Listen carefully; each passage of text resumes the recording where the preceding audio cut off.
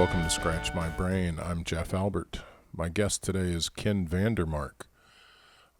This conversation started with the goal of talking about Catalytic Sound Stream, which is the new streaming service that the co-op Ken helped found, Catalytic Sound, has started. We, of course, talked about lots of other things, pandemic life as a musician, live streaming. It's a pretty varied conversation. And if it sounds like it starts in the middle of a conversation, that's because it did. We got on the Zoom and started talking.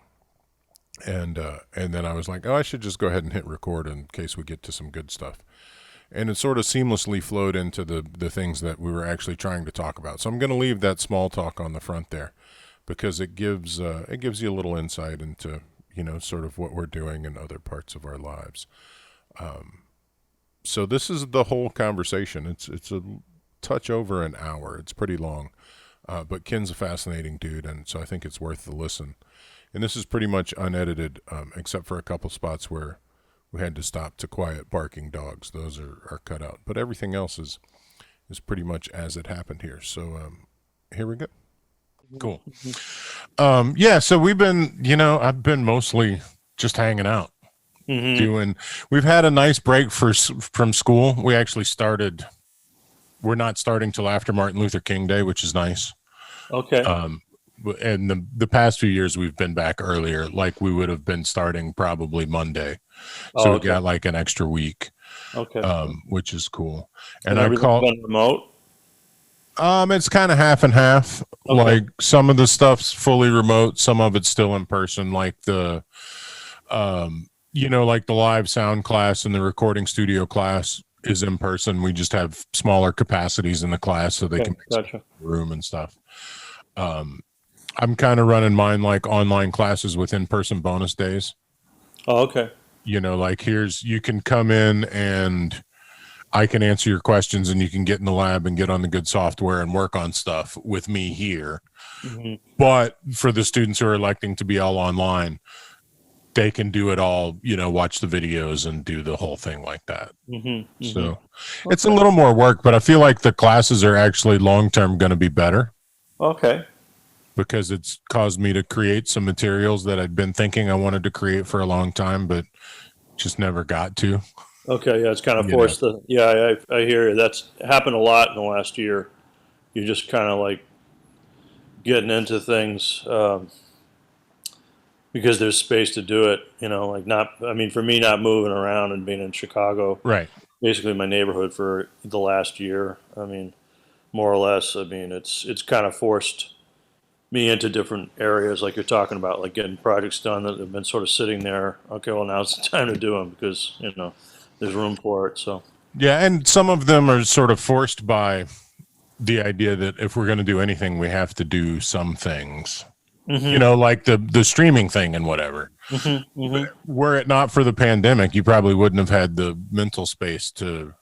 Yeah, for the streaming platform at Catalytic, the discussions for that got set in motion about 2 years ago. And you're right, like being shut down with the pandemic, more or less, has enabled Catalytic to go into overdrive. Largely because that's been one of the main things I've been focused on, throughout since March of 2020. Just because like you were talking about, you're tackling projects because you got to be doing something. You got to be doing something productive, and one of the biggest projects Catalytic's ever tackled has been the streaming platform. And you're right. I feel like it would have taken place because it's been a priority for me, but it may have taken another half year or more. Right. So just to clarify for the listeners, what is Catalytic Sound? And then we'll talk about the streaming thing. Catalytic Sound is a collective of 30 musicians who work in, for lack of a better word, the experimental music and improvised music field.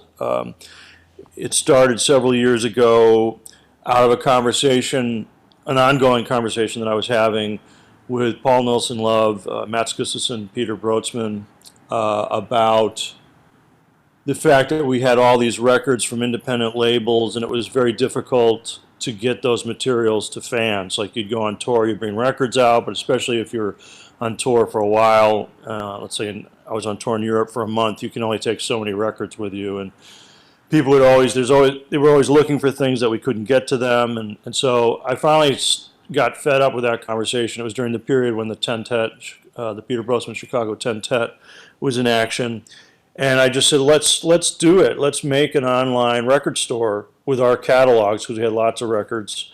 We can get them to Chicago, and I can ship them from there. I'll sort it out. So that was the beginning.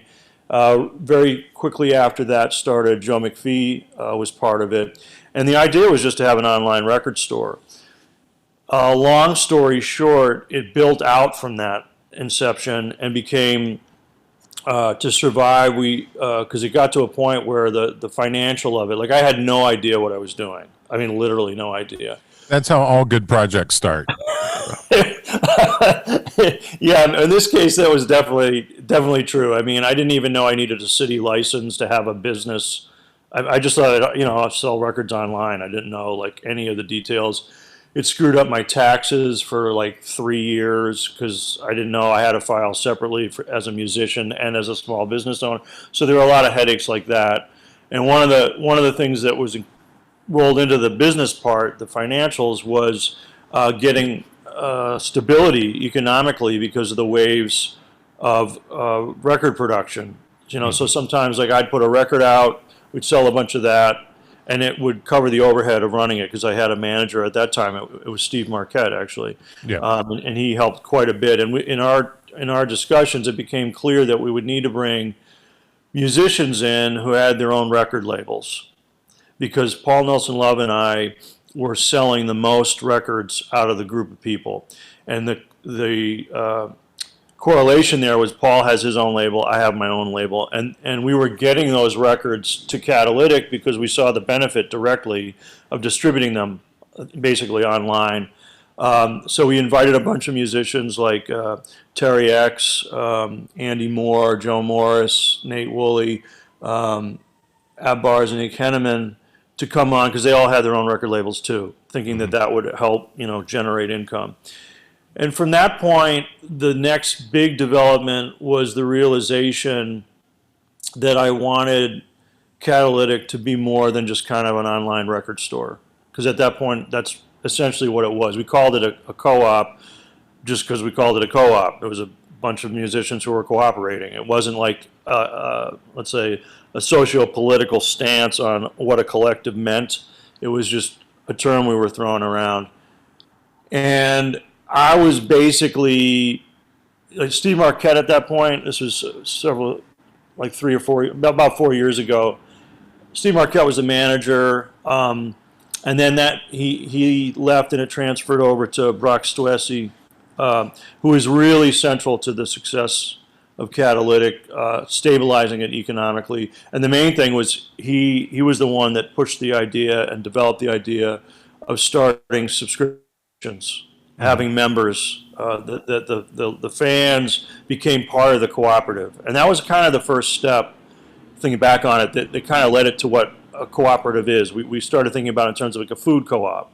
Right. And like in a food co-op, you buy into the co-op. Like the farmers, they make the produce, but members are part of that co-op. They help sustain it by getting the funds to the farmers. So we were thinking, okay, the metaphor there is that the musicians are like the farmers, and we're going to get the fans in as members of the co-op. They're going to help sustain it. And Brock was brilliant with this, and that actually was the thing that saved it economically, having a steady income every month that we could count on, and get rid of the tides of production from the creative side of when the records come out, because they came out at different times.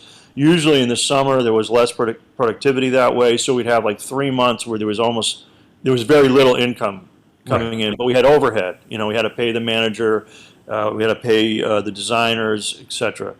So when that happened, one of the things we started to do was put out a thing called Catalytic Quarterly, which we've been doing. There's been 11 issues of it so far. And basically every 3 months, the partners in the co-op, the musicians, contribute things about their work, things they're involved in, it's basically about their creative activity and different aspects of it to reveal that to the people who are fans of the music. So it's not only about records, but it's also about ideas and revealing those kinds of ideas. The first issue of the quarterly, I was going to sort of write about what the cooperative had become and thinking about it. And for some reason, I started thinking about Spotify.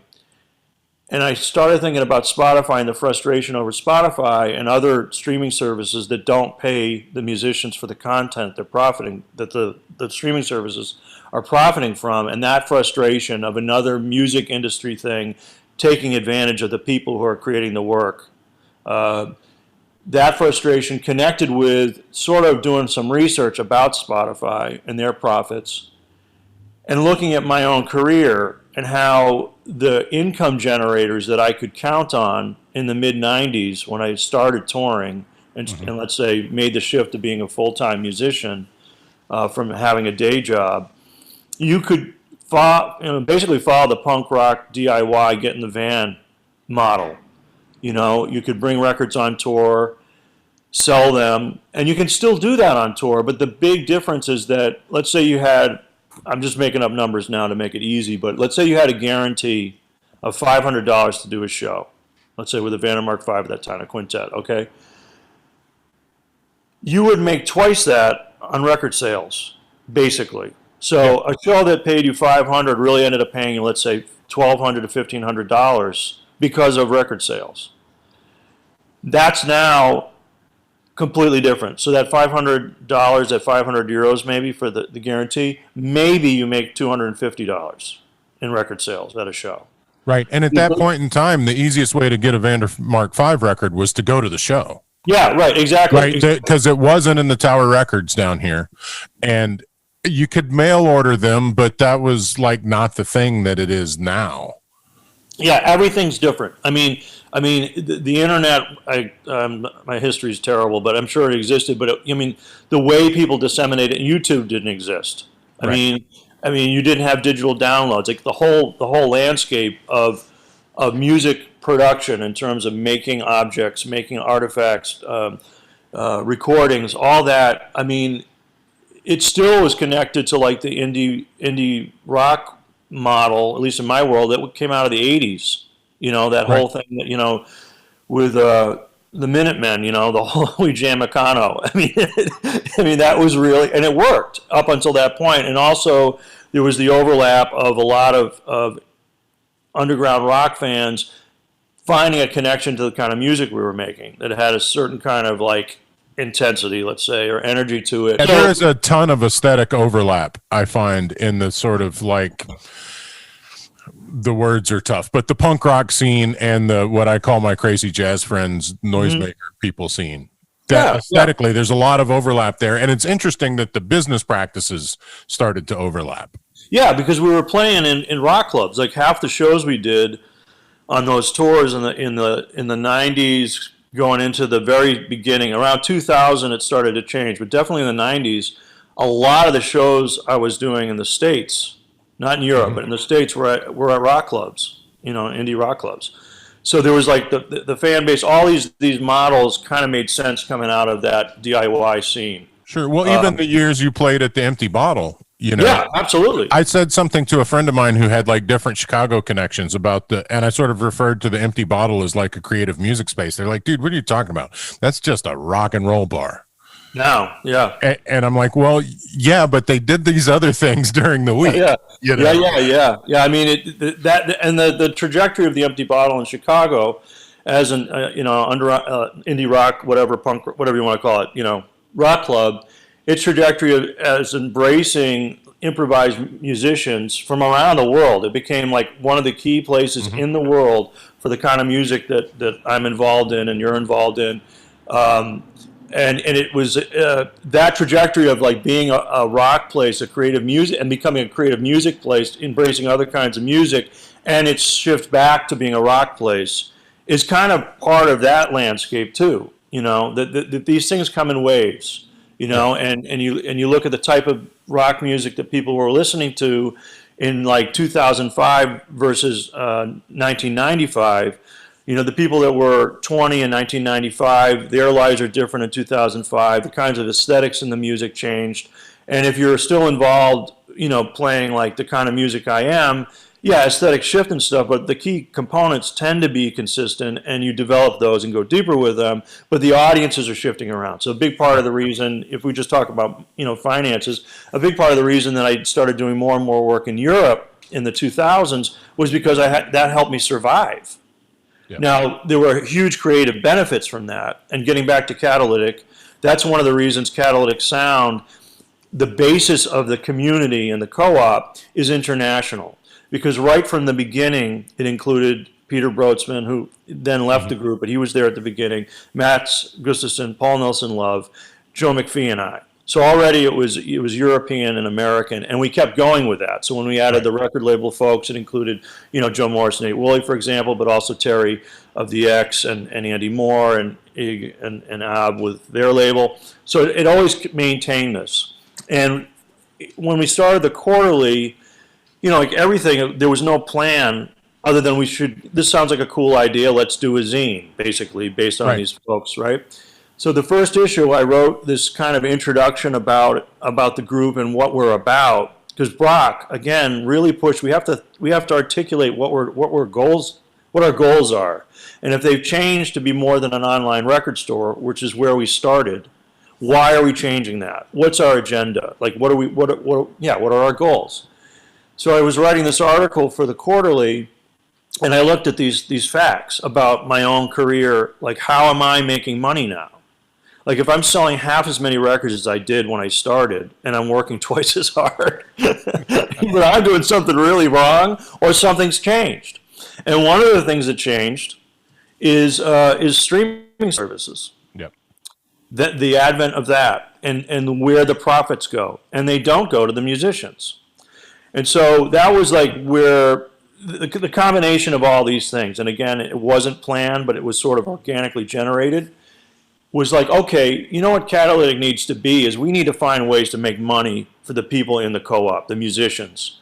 The goal then needs to be, in addition to selling records, digital and physical copies, we need to think about other creative ways to generate more money for the people involved, because they cannot continue to lose resources. Right. We have to replace the resources. So rather than, go to Spotify and try to argue with them about changing their economic policies, which frankly they're not going to do, like any big corporation. Yeah.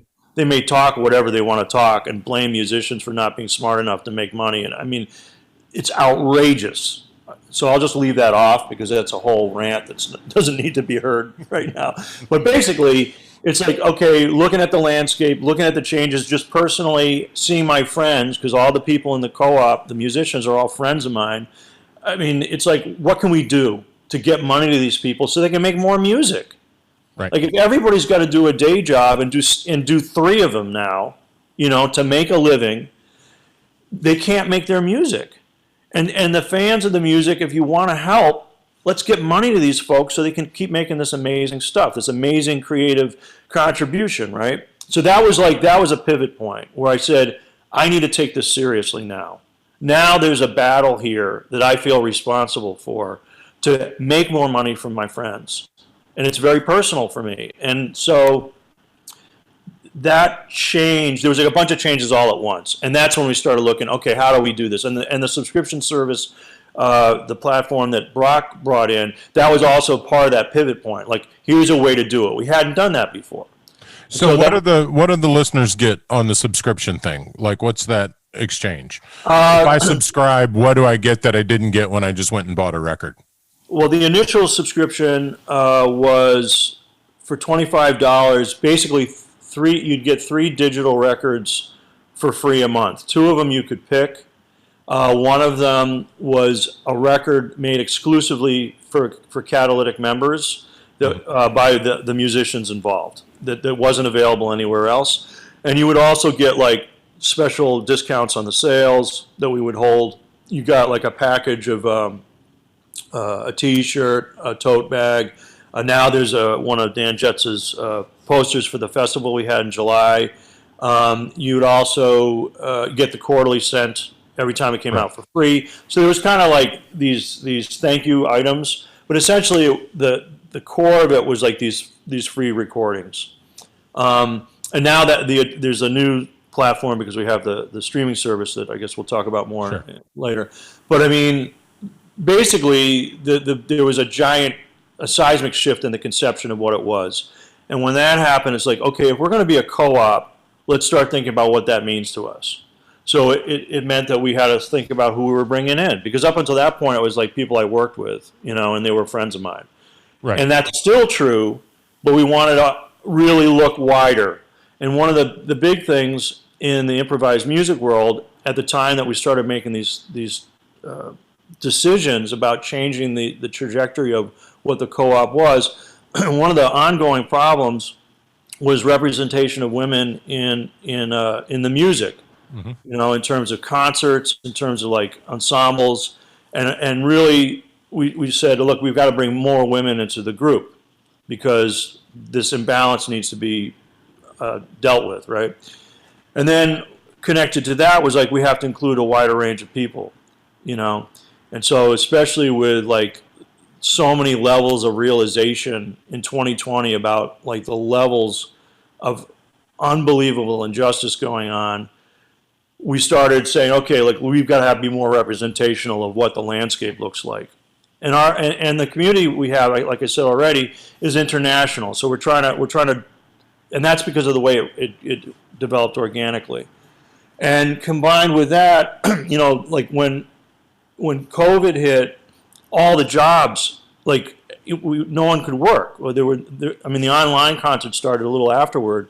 ESS, Experimental Sound Studio in Chicago, man, what they've been doing with the quarantine concerts, but also other folks and other people coming up with amazing solutions for what's happened and is continuing to happen. It was like we were already, at Catalytic, we were already thinking about like how do we make money for musicians, in the co-op, and now we get hit with COVID. So we already had some things in place like, okay, what can we do with what we have here, like in terms of tools? So the first thing was like, okay, we had been paying people out every 3 months. Now we pay everybody every month. We changed the platform for that because everyone has bills every month. So we kept like adapting things. We did the online festival and paid like 30 people equally from that. And we started thinking, what else could we do? And part of what got rolled into that was like everybody in the group, like any human being, is like I can't even articulate it, like looking day in and day out between Trump, between the racism going on, between the catastrophe of COVID and not being handled here. It's like this empathy for like we have to try to do something. And the primary goal of Catalytic is to get funds to the musicians so they can continue to do their work. That's the primary goal. And wrapped into that is like, what can we do to try to help people who are doing amazing things to fight these injustices, particularly connected to Black Lives Matter. And so what we did is then take the artist albums that were going to the members only that we just talked about for free. We started releasing those to the public for the first time and selling those, and all the sales, all the money generated would be donated to organizations that the musicians on the record wanted to give funds to. Right. So it was like all of these things weren't planned. Obviously, we didn't know COVID was coming, but I think since the beginning, the decisions were all generated organically. Like, what should we do? It wasn't like we had a 5-year plan. I don't even know if we had a 6-month plan. Right. But we were like kind of seeing how things should go forward. And one of the things that was key, both symbolically but also to find another way to generate funds, was to find a way to do a streaming service that would pay the musicians fairly for their work. And so that's been a big thing that came out of this year. 2020 was like one crisis after another for everyone, everywhere, but some amazing things came out of it. And I am very thankful for my involvement in the co-op and the people who are in it, because the feedback from the musicians and their ideas, it just underscored just how brilliant they are and how generous they are and how working together we've been able to do so many incredible things. So that's kind of like an overview. So let's talk about the streaming service. Okay. It's included in the top level Rockstar patron membership, but then there's also a just the streaming service membership. Yes, that's correct. And so what do you get for that? How's it work? Because from reading the literature, I haven't actually subscribed and checked it out yet. But it seems like the labels on the streaming change monthly. Tell me how that works. Yeah, well, this is another example of how doing something leads to doing other things. And we had been talking about the streaming service for like a couple of years. This past year, we started like working on it more in depth. We brought web designers, programmers on who are amazing guys, Santiago and Max. I mean, I don't know how they do what they do, but it wouldn't exist without them. And basically, the technical part, which I don't fully understand, but understand a little bit of, it's using SoundCloud technology and then creating a face for it that works like a streaming service that people use. And so, to answer your actual question, there's a series of 30 records that are curated both by the front desk at Catalytic, but also like a musician each month will choose records from the catalog that are digitally available, which is like hundreds and hundreds and hundreds of records. And it's kind of based on the movie idea, the movie streaming service, where a record rolls out like they did with a movie. Like one leaves every day and a new one comes in. So there's this ongoing set of new records happening, and that's like the top. Let's say the one of the tiers within the streaming service is the Catalytic artist, the musician records, and because it's manual, it's not. We don't have an algorithm. Like all this stuff is done kind of by hand. For the listener, it's all like seamless. But the benefit of the manual aspect is that we can choose the records, and then the musicians can write about why they liked the records. And the idea for that came from Christoph Kurtzman, who is now joining the co-op. Talking to him about one thing you should do at Catalytic is have a radio station and have DJs where they talk about the music. Like that's one of the things that was really lost when radio started. There was more and more streaming and less radio. Was the impact the DJ had on knowledge, And so we've been able to do that. Like, let's say, for example, I'd pick a Joe McPhee record. Let's say it was tenor, and I can say, this record changed my life, and this started me thinking about music differently, and this is why I selected it to be part of this month's, set of recordings. So there's that tier. Then there's a tier which all the artist albums that, the unique records, exclusive records that have been made are available, the whole catalog, and that will keep building. Every month there's a new record, so the subscribers can get all those, and as it builds as a library. Then there's a tier called History is What's Happening, which is a bunch of records that are in the deep catalog, from, let's say, the 90s or even earlier, like some early records by the X. Those get selected and put in there, and it's like that's part of it is that when you used to be able to go to a record store, maybe you liked Thelonious Monk, and you didn't know anything about John Coltrane for some reason, and you saw, hey, John Coltrane's on this record. I don't have this Monk record. Well, who the hell is John Coltrane? You go over to that stack, and then and then you see these records from it's not only new records. Like the new records are definitely one of the primary economic drivers for Catalytic, but the catalog and the history there. A record from 1990 can be just as glorious as a record from 2021.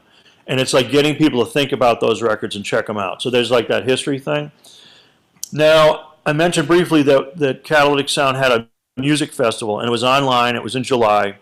And again, it's an example of you have a catastrophe. Like we were going to do a normal festival. Like we were planning on that. We were doing grant writing for that. COVID hits. There's no live concerts anymore. So what are we going to do?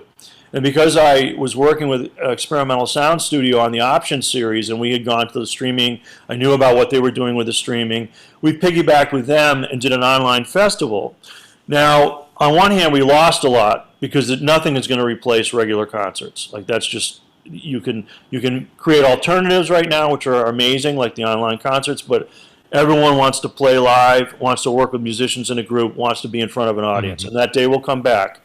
One of the benefits of having the online festival, however, was that we could include everybody from the co-op, everybody from Europe. Like, we were going to bring over a couple of folks from Europe because that's all we could have afforded to do with the flight, etc. But now we could present everybody. And also we included panel discussions to talk about different aspects of the music. And I was surprised, but the panel discussions were incredibly popular. Like, we had 100 plus people for all the panels, not just the concerts, which was like, holy crap. And the panels were super exciting and very thought-provoking. And one of the things that came out of the panel discussions is the label tier on the streaming platform. We weren't thinking about that. When we were developing it, we were almost done, like this in the summer of 2020. It was going to kind of be launched in September. And we were very close to doing that. Nate Cross of Astral Spirits, checked out the festival in July, was super excited about the conversations that were happening, and said, I want to be involved with Catalytic somehow. And we talked to him about the streaming service, and he's like, I want to be involved in this. Let's get a label tier going. So Nate's been the point person for that idea, and then working with these other labels. So there's a tier on the streaming service which totally transformed what's possible for us in the streaming service, because there's 5 core labels, includes No Business Records, Corporate versus Demi, Astral Spirits, Relative Pitch, and I am spacing out on the other one right now, so apologies to them. But basically, it's a core group of folks. They curate 5 records each from their label, and some of those labels may include musicians that are part of the Catalytic group, and some of them not. And again, it's like the record store. Luke Stewart did this record on Astral Spirits. What's this other record that they just put out? And so they curate those chunks. And then there's going to be a guest label every month, so we can like broaden out who's part of the thing. So different smaller labels, maybe they have not as deep a catalog because they're newer or whatever it might be. And so that whole tier will also be rotating constantly. So you have like basically access to 100 records as through the streaming. And then, of course, there's ways to purchase those records, either physical copies or digital versions. If you want to, it's like kind of a seamless process through the streaming service. But basically, that's what we're providing from the content aspect. Now, because this didn't exist, we were concerned with the legal aspects of this, and we wanted to make sure that the musicians all knew that they owned everything. That basically Catalytic was licensing this material from them and the labels that have agreed to use this for the streaming service, and that all the funds that come in from the subscription, 2/3 of that money goes to the Catalytic musicians. 1/3 goes to Catalytic as a business to help pay for the overhead. The labels essentially this is advertising for them. They're responsible to compensate their artists for the use of that material in a way that's correlates to what the artists are getting paid here. So 2/3 of the subscription amount, whether it's like the Rockstar version of subscribing or the individual version of just the platform, the streaming platform itself, that 2/3 chunk gets divided evenly amongst all the Catalytic artists. And that money goes to them. And we wanted to make sure that this was all like super transparent and that they were protected, and that we should get a licensing agreement for this. Not to, because everything's basically been a handshake with Catalytic. And because there wasn't a precedent for this, let's do it all the way down. Like, let's get it all thoroughly done, let's say professionally, so to speak, so they know they're protected. And so part of what came out of that was, okay, we got a really amazing lawyer who is super innovative and worked with us. And it's a musician-friendly contract, which so far I haven't really seen one of those, where I understand what the language means. Right. So we worked with this guy, George, for months to and he did the nuts and bolts like specifics, but like to get the language straightforward on the front page so everybody knows exactly what they're signing on to, and then it gets broken down into pieces, and it's like a professional contract. So part of what we're driving at here is that because we keep thinking, okay, what do we need to do? What's right for the musicians? What's the best thing to do? The idea of the streaming service came in. Then the idea of adding the labels came in, and then getting a licensing contract came in. All right. To try to be musician forward with this. And then part of the beauty of this is that it's symbolic of the possibility of doing this. Like, we were able to do it. It's not and what I'm hoping is that it's not going to be the only one. That it's a model, just like right. Like Catalytic itself is a model, not the model for what a co-op is, but a model of what a community of musicians can do together to take more control of their own revenues and their own, therefore, creative future, because we got to pay our bills. And so one thing we're doing now, and we're working on it, it's going to come out early this year, is a manual about the Catalytic history, about how we generated what we're doing and how we didn't have these goals set up, how organically it is an international community. But ideally, and this was something that came out of the conversations at the festival, Andy Moore brought up the thing, it's like, it would be amazing to have a version of Catalytic in Amsterdam. And then it's like, holy crap, what if we could create a model to show that we're not gatekeepers for the concept of like doing a co-op, or that you're in the co-op and that means that if you're not cool, or your music isn't amazing. The thing is that there's an interconnection of all the participants, all the musicians in Catalytic, but it would be incredible if there could be co-ops in Berlin, Amsterdam, Western Massachusetts, in New Orleans, all these musicians having a community meeting their own needs, because the resources that a group of musicians in Berlin have are totally different than a group in Chicago or the Catalytic have. They maybe have grant resources, funding resources we just won't have, but they can have. So, and then these different groups could share information. Like, we can share the information about how we did the streaming service. Right. And if there are more of these things happening, more of that money is going to the musicians and not the friggin' industry corporations. Mm-hmm. So it's like this one idea after another idea after another idea generated by doing it, and then finding the next thing you got to do, basically. Yeah, that's fabulous. Yeah, wow. So there were like 18 questions that I came up with. Okay, so I just keep talking. So no, that's good. That's how it's supposed to go. I find talking about, who's in the co-op and not, I find that there is an aesthetic consistency to the Catalytic catalog. Mm-hmm. Right. I feel like it does, like I have some idea of what to expect in some range when I like go to the website and say, oh, what's this sound like? Mm-hmm. Right. Mm-hmm. So, yeah. Bringing in, say, like Claire Rousset, the music that she makes aesthetically fits with the other things that are going on. Right. I see your point. Yep. Mm-hmm. On the streaming thing. So the idea is not to have a pay $10 a month and you can hear everything in the world sort of service. It's almost more like a discovery service.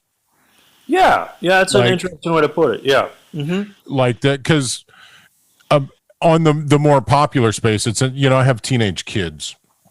And so, like, my 19-year-old daughter, I was just asking her, like, what do you use when you listen? Like, we have a family Apple Music plan. And she's like, oh, if I want to listen to something specific, I do that. But if I just want to have, like, music on, radio style, she'll go to Pandora, because that does that better than the Apple Music, whatever, pop station or whatever. So, yeah, I could see this functioning totally as I'm into, like, music that makes me think, but I don't want to have to pick out a record. I can just go here and hit play and get this assortment of things to listen to, and maybe find some cool new stuff that I didn't know in the process. Right. That's definitely the part of the goal. There's no question about it. And part of it's just out of practicality. Like, initially, not knowing anything about the technology, when we started investigating like how to do this, that was the thought. Like, we take everything that's digitized in the catalog, which is most of it, and you just, like, people can just listen to everything. But there was no way to do that with the economic resources we have. Like, we built this thing on a shoestring budget, right? Which is part of why it's exciting, because it means that people can do this.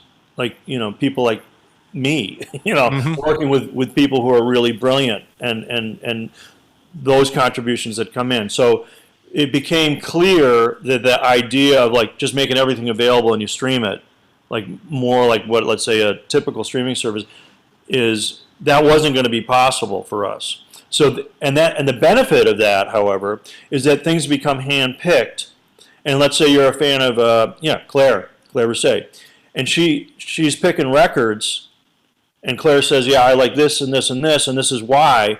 And hearing Claire Rousset say, just make something up, I love Ikuwe Mori's album such and such because it opened up this door for me. Man, if you're a fan of Claire's and you don't know about Ikuwe, what's a better entry point to Ikuwe's world, right? Or vice versa. Yeah. Right, exactly. So it's kind of like you said, it's like a doorway into like all these things, because it's much more personalized than an algorithm.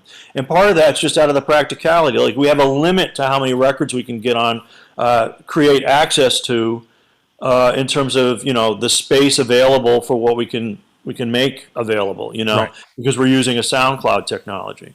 Well, and it's almost like better on some level to have less choice. And the choice is huge. I mean, it's like an ongoing 100 changing out records all the time. I mean, it's not like limited. And then the beauty of having these other labels as a core part of the program, I mean, that's huge. Like, that's a game changer for us, because you have it's going to be 30 musicians, as I mentioned, like going into 2021, which will be the cap of like the size of the group, because then we can't economically, it's just too big, and bureaucratically it becomes way too complicated. So with 30 musicians, like, that's a huge catalog of records, but it's also, people are going to continue to make work, but by having these labels in and their catalogs included, we've busted this thing wide open. And like, for example, Corbett versus Dempsey, one of the great things that they're doing with their label is all the archive stuff. Yeah. Like, I mean, it's just amazing. Like, just one example of the ICP music from like the mid 60s that they put out, or is, I guess, officially going to be released in February or whatever. I mean, like, just as a document, as a fan of the music, like, their archive work, that's different than what Catalytic's doing in terms of what those musicians are doing. You know what I mean? Sure. So it opens up a whole new thing for fans. So it's like an old-fashioned record store in a way. Well, and there's the thing of them putting out that early Joe McPhee stuff. Right.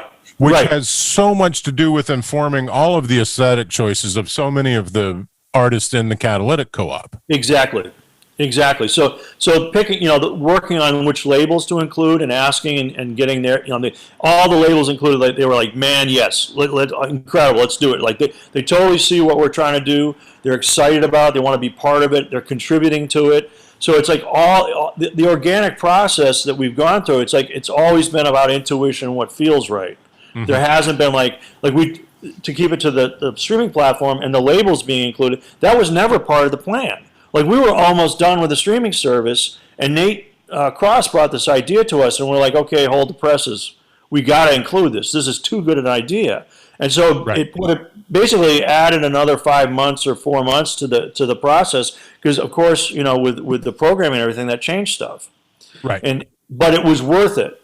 So now in January, the thing launches, and it's like a beauty, man. It's like, it's so exciting, and like, to have worked on it for 2 years or whatever, and then going into overdrive this year for this idea, it's so important to me, and I hope that people see it as bigger than a streaming service for improvised music and musicians who do it. It's a symbolic statement about musicians taking control of their own work. Mm-hmm. This particular group of musicians happens to do this kind of work, and like you said, there's probably a unifying aesthetic loosely around the partners and the musicians in the co-op. But, like, man, if we could get a bunch of people to do this kind of stuff and generate those things and then share the ideas, like the licensing agreement, for example, like, there isn't a version of that as far as I know. We've got one now. Let's share it. Right. Let's help each other out here, because the industry is not going to help us out. There's rare exceptions to that. There are definitely amazing people in the quote-unquote music industry doing amazing things for musicians right now. Like for example, Bandcamp. Like when they waive their fees every month, like that's been a huge benefit to musicians. That platform, there are people in the co-op who survive by the income from that platform. That's a big deal. It's huge. You know? The thing that they do differently, because they are a business and they do make money off of selling our stuff, but they're also completely open. I know when somebody pays $7 to download that record, I know exactly how much money is going to be in my PayPal 3 days later. Exactly, and that's the way it should be. Like they're an amazing. It's a business model. They're making money, and I don't begrudge them that. But they're also enabling musicians to make money, and they're clear about how that works. And if you're a musician, you can say I like it or I don't, but you know what it is. You know what I'm saying? So like that's an example of something in the music industry that is a big business that I think is treating musicians fairly. And most of the musicians I know respect what Bandcamp is doing very much. Sure. So I also consider them to be an exception to the rule. You know, on the other side of the universe, you've got like the streaming services like Spotify, which are completely the opposite of what Bandcamp's doing on basically every level, including transparency. Yeah, well, Spotify is a technology company that happens to use music as the exactly. They could be selling digital toilets. I mean, they don't care. If teenagers needed new digital toilets every day, they would. Yeah, they may be onto that. Greenleaf, the label that Dave Douglas runs, has done some interesting things in this space. They have a subscription, but it's essentially just you get access to everything they have on Bandcamp for your subscription, which is like kind of a different model in some interesting ways. That it's less about discovery, and it's actually harder because then I go and look and I'm like, oh, well, I can listen to anything, and I'm still sort of not sure what to listen to. So I, on some level, would love to have Tim Daisy or Claire or someone tell me, oh, check this out this month. Yeah. I mean, that's how. I mean, most of the people I work with, the musicians I work with, that's how we find out about stuff.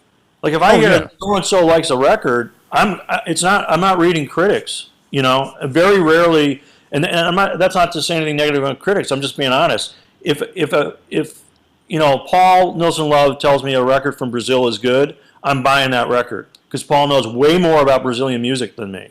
Just as an example. So that word of mouth thing, that's where my record collection builds, is like hearing about it from somebody. And so in a way, what we're trying to do with the streaming service, out of necessity, it generated this, but also we found a very interesting way to utilize the limitations to create a thing where, like, if you had access to the entire catalog of, all the musicians at Catalytic, I mean, I don't know where I would start. It's hundreds and hundreds and hundreds of records. So this is a way to kind of like create some focus, some information, and that's exciting. How does the digital versus physical thing break down on Catalytic listeners? I mean, it seemed like the music that is in the co-op is music that sort of privileges the idea of sound. So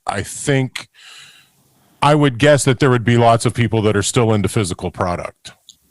I mean, the numbers may have changed a little bit because Sam Clapp, who's the manager now, the one after Brock, who has also been frigging brilliant, and he's amazing to work with too. He's dealing with the nuts and bolts stuff. Like he's like the business manager, so to speak. Right. And we have like think tank sessions every week and also with Fede Penalva, who's the designer and social media guy. So we're talking about stuff all the time, but he would know the exact numbers.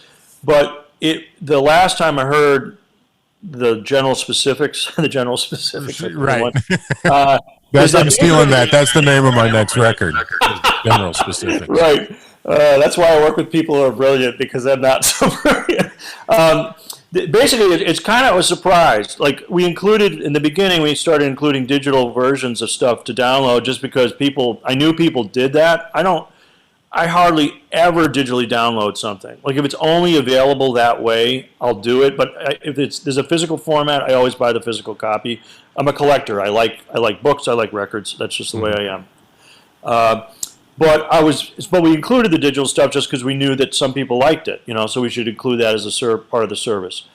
I was really surprised, though. It's like a 50-50 split. Like the physical copies and the digital copies are equal generators as income.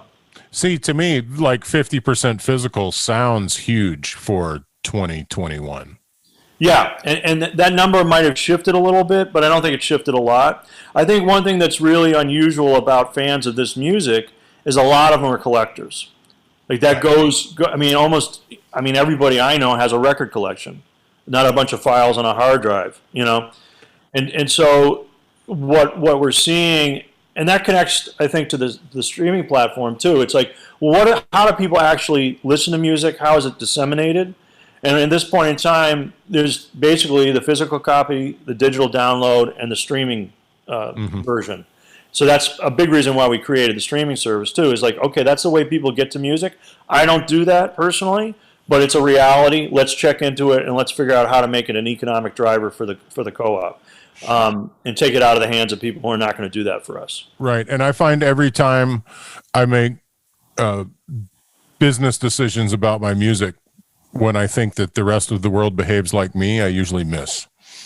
Yeah, I hear you. Yeah. I'm like, oh, I never do it like that. I don't listen to the radio. Well, people listen to the radio still. Yeah. Or whatever it is. Exactly. So it's like, and that's one of the incredible benefits about the co-op is getting feedback from people in the group who have like incredible ideas, and I just don't think about them at all. Like that's actually how, a big part of the reasoning behind doing the festival was a conversation I had with Ben Hall, and it just it was like, a lot of the conversations you have with people, you're at a show and like you're talking about, mundane stuff, and then suddenly someone reveals this incredible idea in midstream. It's like, what? And he was talking about, he was doing some research on labels that survived, like didn't matter what kind of music, but independent labels that survived, from the mid 90s to like, this was a few years ago, or a couple of years ago, to like 2020 or whatever. And all the ones that did had a music festival. It didn't matter what kind of music they did. And it was like, really? Like, I didn't know that. Like, I never would have even guessed that would be a correlation. But, that was a thing that was consistent across genres, across aesthetics, that if they did a music festival, somehow that helped. And I was like, well, we got to do a music festival, and that planted the seed, and then we went from there. So it's like this, the thinking of the people in the group, it's so remarkable, and you're constantly getting ideas, and that's one of the big things that we're going to do going into the new year, is start these think tank sessions with the partners, because basically most of the projects, if not all of them, have been generated between Sam Feda and I.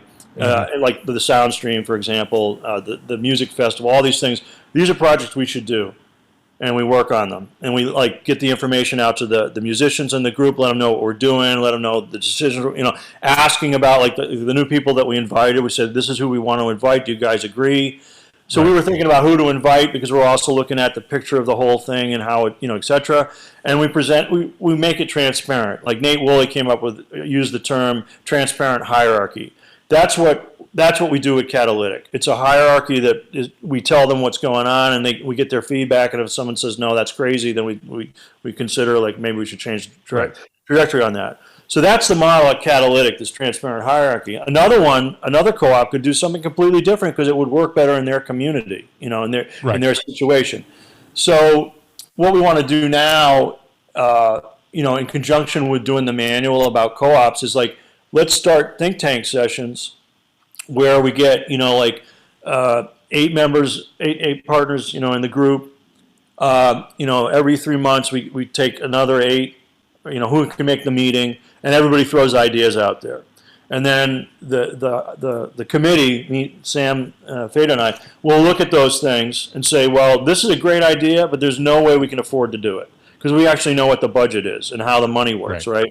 Or this is a great idea, and we can get this done in 3 weeks, and incredible. So we would look at the projects, we get back to the group and say, of the 20 ideas, we can do these 3, and that's what we're doing this month. the next quarter, and and getting those ideas, because the ideas are incredible, and we can't think of all of them. Right. Well, and you have this group of 30 exceedingly creative people. Oh man, unbelievable people. Yeah, that's a resource. Let's use the resources. So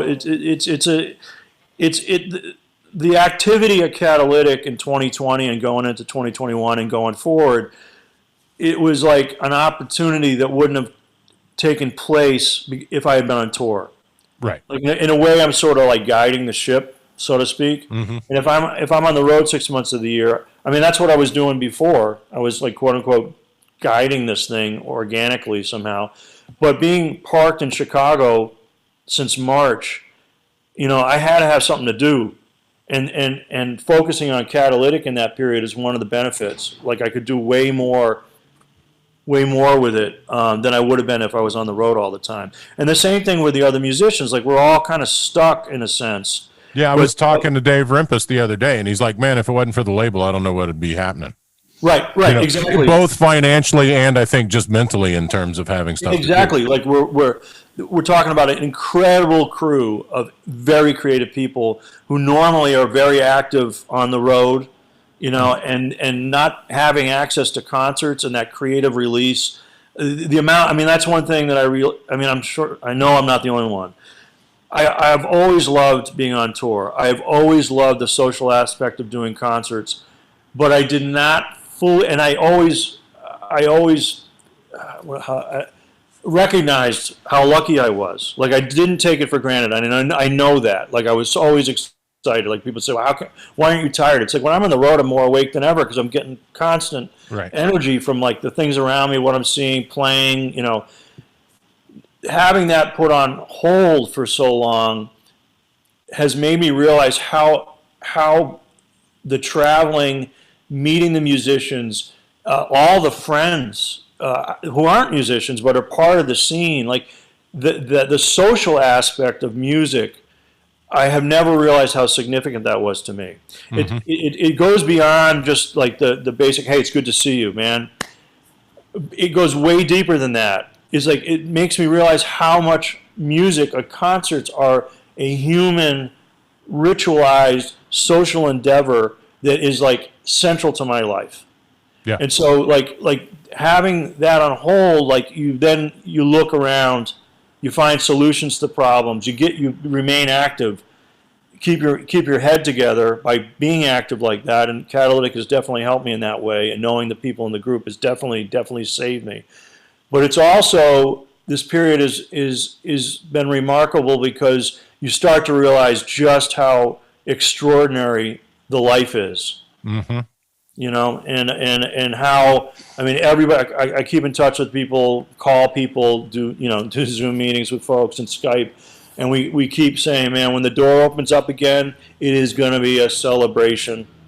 And I think that what's really crucial is to take this time, like so many people I see doing, like taking this time where things are kind of, with a fermata over them, on hold, and like putting things in the ground. So when we get to the other side of this thing, they're going to be there, and we're going to be building on those things, and it can't go back right. For lots of reasons. Normal was not okay. And you can pick a topic for why it wasn't okay. I don't want to go back. I want to go forward and take the things that we've learned in this period and make sure we follow up on them. And to keep it just to the music part, put more control in the hands of the musicians and keep working on that. And the things that we've been developing now, just at Catalytic, are roots in the ground for what comes next. And I think that everybody, I keep seeing people over and over and over making amazing choices, decisions, putting things in action that will continue forward as the doors open up again. And that's really exciting to see. And I think that wouldn't have happened without the things being put on hold. I mean, it does happen, but I think you recognize how screwed up everything has been on every level because you're looking at it. You can't turn away. It's in front of you because you can't look to something else because you're there. You're stuck in the situation what's wrong with it? Let's make changes, you know, Sure. And politically and otherwise. And this break has been really great for me in looking at why I do the things I do. Right. Right. Because as you go through, well, oh, I've lost this money because this fell through and that and that. And at one point I realized, you know, I don't play this music because it's good money. I play this music because I like spending time with these people and I like how I feel when I play this. Now, what do I have to do to make my life work so that I can afford to keep playing this music? Exactly. Which is what we spent the last hour talking about. Exactly. Yeah. I'm with you 100%. Because the music part, you know, like I was saying just now, it's like it's so much deeper. It's like the creative part, like everything. That's why it's such an amazing thing. Music is such an amazing thing because it is everything. I mean, it encapsulates every human activity, from creativity to social activity to the presence of. I mean, you know, it's like everyone has these moments, no matter what kind of music they love. The moments where they're in a concert and everything's transformed by it. Mm-hmm. Like that's music. Like that's music to me. You know, I love records. The online concerts are super important and innovative, and will continue going forward and create all kinds of possibilities. But there's nothing like being in a room with a bunch of people, whether I'm in the audience or on stage with the other players, where you have that synergy of like everything stops and nothing else exists. It's such an extraordinarily powerful human reality of communication that goes along with language, that goes along with other means of communication, with other art forms. It's so human, and when that part of humanity comes back, oh man, it's going to be so tremendous. Yeah. And I as exciting as this year has been in terms of Catalytic, I can't wait to take that stuff forward into the world of actually having concerts again. Yeah. It's, you know, I was just realized it was almost a year ago that I last saw you when I was in Chicago. It was right before the thing. Although I feel like we've hung out a few times since then, even though it's only been in the chat on the ESS Twitch channel, you know. You mentioned ESS earlier. I think their streaming programming has been great. Oh, man. One of the things that happened early on was the marker set that y'all did. And one thing that I loved about it was that it was actually pre-produced. Mm-hmm. That instead of like everybody gambling, is this thing going to work at this moment when we go live? Y'all had gone in the day before and recorded the thing and shot it. And the thing that was great to me was then I can watch this concert and in the chat be talking to you and Steve and Mason. Yeah. And the members of the band and other people. And, you know, oh, hey, look, Jamie Brandt showed up. It's just like hanging out at the Hungry Brain, except you get to be at the back of the bar and on stage at the same time. Yeah. You know? So that has been a release for me. The hang, like the chat room hang on some of these gigs, I've found to be really great. Although it is not the same thing as actually like being there in the music. Yeah. I mean, that was a surprising thing, you know, when the online stuff started, and being very honest, you know, on one hand, it's amazing, and on another hand, it hurts me because it underscores a lot of the things that I'm missing, you know. And when I did the first online concert, it was for the Corbett versus Dempsey Sequester Fest, and I did it live. And I was like, I can't remember, I was like third performer in the sequence or something, and I was watching everything, and I hadn't looked at one of the concerts yet. It was like very beginning of April, so they were really new in the way that ESS was using the Twitch platform. All that was really new, so it was the first thing I saw, and like you, I was really surprised. Well, I don't know if you were surprised. I was surprised, but about the chat thing, it doesn't replicate being there. It doesn't replicate being at the back of the bar at the Hungry Brain with you. However, I was surprised at how it impacted me as a performer playing into my phone in my living room. I realized there were other people on the other side of that because I had just watched, you know, let's say Joe McPhee perform and seeing the feedback that was getting. And I was like, wow, okay, it altered it in ways that I didn't anticipate. That's exactly the thing, is the chat tells you there are other people there. Yeah. Because I've done some, and the timing, like while you're actually playing, watching the chat is tough. And you're sitting there playing by yourself, like pointed at the camera, and it's like, this is just really freaking weird. Yeah. It is. And I think like when we did the festival, the Catalytic Sound Festival, things really changed in regards to how the option series that I helped program altered as well, because like up until that point, a lot of the performances, the online performances, were live, like people doing it in real time. And there were people at Catalytic for the festival who said, look, I can't, like Joe McPhee and Fred Lundberg-Holm played together in a duo outside, safely spaced, but they couldn't meet at the time that that concert was supposed to happen. Right. So they said, hey, can we pre-record it? And we're like, yeah, whatever's easier. And then we're like, well, wait a minute, like, why don't we let people do what's easiest for them? And basically, I think all but 2 or maybe 3 of the performances out of all the things that happened on those 3 days were pre-recorded. And initially, we were concerned that like fans of improvised music, which are supposed to be in the moment, like seeing the concert live as it happens, were going to be frustrated when they found out that a lot of the stuff was pre-recorded. But actually, no one had a problem with it, and the reason was for them, everybody watching it was new. Right. It hadn't been seen before, so it was it was improvised music. It was spontaneous music. So it's like listening to a record of improvised music as opposed to being at a concert in front, And what that did was like we realized this was way better visually. It created way more options. It created better performances because like trying to do it live, shoot it, and like all this stuff is very hard to do. You can get the sound. If it's multiple people, you can multi-track it and mix it Exactly. so it sounds right. Exactly, like what Chris Corsano did for the festival with Ice Pick. That was really amazing. Unbelievable, and like changed the way I thought about how you could maybe do music now. Right. With people separated. I mean, that again, like the innovators. Yeah, that music was really astounding. Yeah, like I was like, how are they doing it? And when we talked about it, I was like, no, those weren't all recorded separately.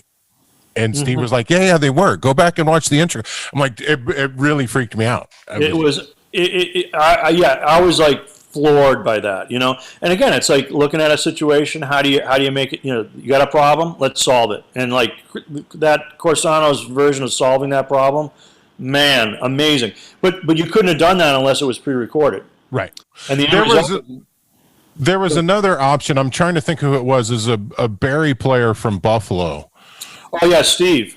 So I thought it was interesting. What he did was he had pre-recorded some things, but then he and Andrew would talk live in between them. Right. So it's both the thing of like, here's this event that's happening right now. Like I know somewhere in Chicago, Andrew's sitting in a room talking to this guy who's sitting in Buffalo, but the music part had that just slightly more controlled, pre-recorded. Yeah, that's why we started doing that for option. We gave the musicians the choice. You can pre-record it, you can do it live, whatever you prefer. Everybody pre-recorded stuff. Yeah. And for that program, like the way it's structured, which has always been about conversations with the musicians and a performance, doing the pre-recorded stuff and then having, like you said, the interview live, that format worked great for us because we could do like some conversation, cut to a piece, like the thing with Steve, the guy in Buffalo you're talking about. It's like it's much more like a TV program in a way, but very spontaneous because the conversation could be about the music that we're listening to or about to hear or other ideas, and in these chunks of like 5 minutes, 7 minutes, in a format where everybody's looking at things online all the time. They're on their computer all the time. They're on Zoom meetings all the time. Like having some kind of visual engagement, which isn't just a static thing, really worked better for option, and that's why we did it for the rest of the year. Sure, and in this setting, when you're seeing it online, split up like that is much better. Like live, sitting in that little room to have the concert and then the conversation works really well. Right. And when you change the modality, different things work better or worse. Yeah. Exactly. So I love the way that ended up, the things that we got to. And now I'm curious that once we get back to where I can go sit in that room and watch those things, how this is going to influence what they look like, next summer. Yeah. No, I mean, it's I think it's going to be a lot of things taken from this period. You know, a lot of what we've learned from the online programming, what it's going to open up to get like performers from like a different country access, listeners from different countries. I mean, there's all these other things that are possible just with that one piece. But there's going to be a lot that's going to go forward that's going to be taken from this period and what we learned from this period. No doubt about it.